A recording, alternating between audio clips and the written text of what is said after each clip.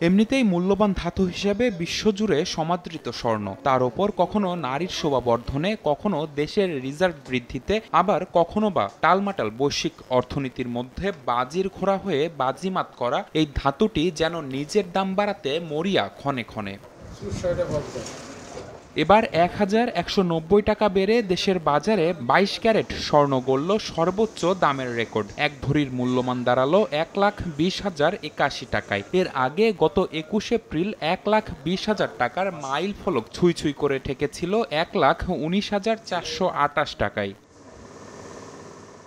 নতুন দাম সোমবার থেকে বাজারে কার্যকর হবে বলে জানিয়েছে বাংলাদেশ জুয়েলার্স সমিতি বাজুস, যেখানে এক ভরি ২১ ক্যারেট স্বর্ণ কিনতে গুনতে হবে ১,১৪,৬২২ টাকা, ১৮ ক্যারেট পড়বে ৯৮,২৪৬ টাকা, আর সনাতন পদ্ধতির প্রতি ভরি স্বর্ণ বেচা কেনা হবে ৮১,২২৯ টাকায়। নগদের কাছে সব গ্রাহকই প্রিয়, তাই তো সারা দেশে ক্যাশ আউট চার্জ সবচেয়ে কম।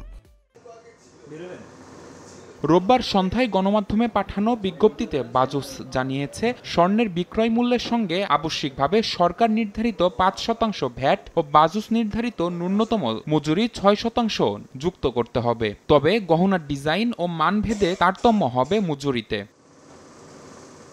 এর আগে সবশেষ গত ৭ জুলাই স্বর্ণের দাম সমন্বয় করেছিল বাজুস। সেদিন ১,৬০৯ টাকা বাড়িয়ে এক ভরি ২২ ক্যারেট স্বর্ণের দাম ঠিক করা হয়েছিল ১,১৮,৮৯১ টাকায়।